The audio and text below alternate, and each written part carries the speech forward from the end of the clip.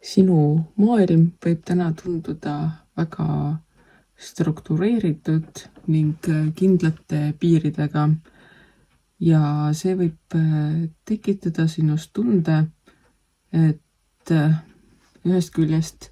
sa oled oma maailma peremees, kuid teisest küljest on tunne, et sa ei saa valida kõike seda, mida sa võib-olla tahaksid, või sa pead ühe asja nimel loobuma mõnest teisest. Aga see ei pea kindlasti nii olema. Sul lihtsalt tuleb otsustada, mis on need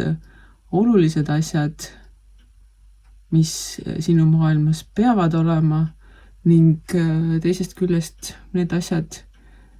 mis võivad olla, kuid ilma milleta sa saad ka väga hästi hakkama. Meie tänapäeva maailm on ikkagi struktureeritud, sellel on mingisugune hierarhiline ülesehitus ning see ei pruugi sulle meeldida, kuid see aitab praegu toimida asjadel, mis muidu võib-olla nii hästi ei toimiks. Samas tundub, et meie maailmas on siiski sellised energiat või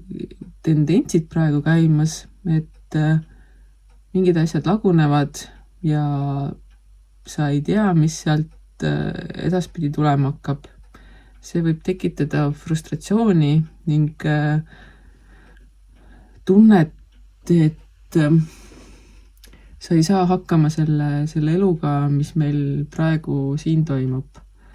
Võta rahulikult, hinga paar korda sisse-välja ning mõtle selle peale, et kuidas sa saad seda kaost, seda paanikat või seda keerulisi olukordi lahendada, või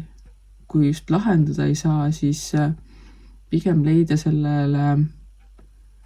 nii-öelda teine vaatenurk, mis ei tekita rohkemat ebameeldivat tunnet või niisugust raskust, ning sellega teise nurga leidmisega sa võid taastada selle oma maailma struktuuri ning see aitab ka sellest üldise maailma kaosest võib-olla kergemini läbi liikuda. Paljud asjad,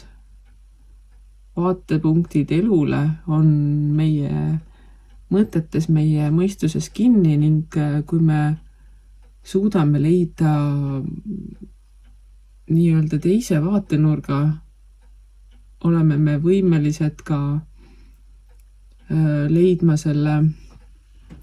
praegusele hetkele palju lihtsama või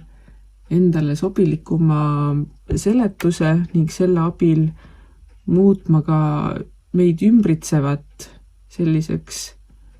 mis on meie jaoks parem ning miks mitte ka teiste jaoks parem. Seega tänase päeva struktureeritud maailmapilt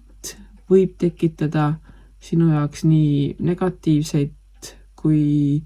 raskelt hakkama saamise tundeid, aga see ei ole püsiv, see ei ole lõplik, see on ainult sinu otsustamise küsimus, kas sa tahad seda nii näha või oled sa valmis ka nägema muud.